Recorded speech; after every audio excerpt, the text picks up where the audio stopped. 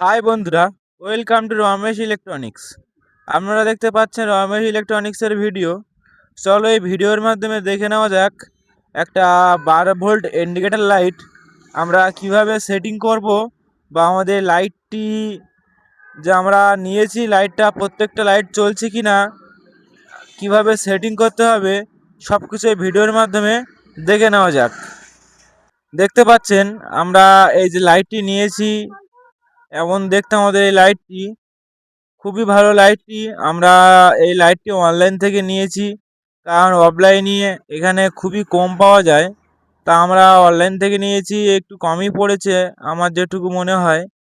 কিন্তু আপনারা এই লাইটটি সবসময় অফলাইন থেকে নেবেন, নিলে আপনাদের একটু কম পড়বে।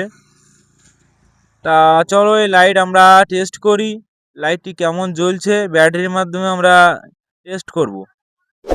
টেস্ট করার পরে আমরা অন্য ভিডিওতে দেখাবো যে এই লাইটটি আমরা বাইকে কিভাবে সেটিং করছি, সেটি আমরা পরের ভিডিওতে দেখানো হবে যে আমরা লাইটটি কিভাবে সেটিং।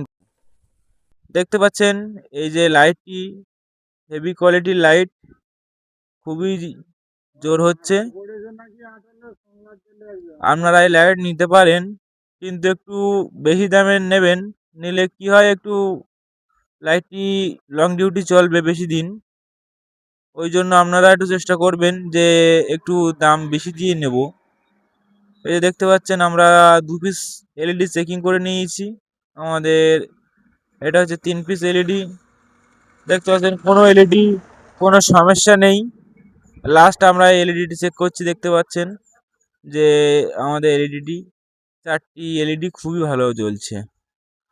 এইভাবে আপনারা নিয়ে নেবেন। আর এই যে সাইডে দেখতে পাচ্ছেন নাট সিস্টেম আছে, আপনাদের বাইকে সাইডে যে নাট আছে নাটগুলো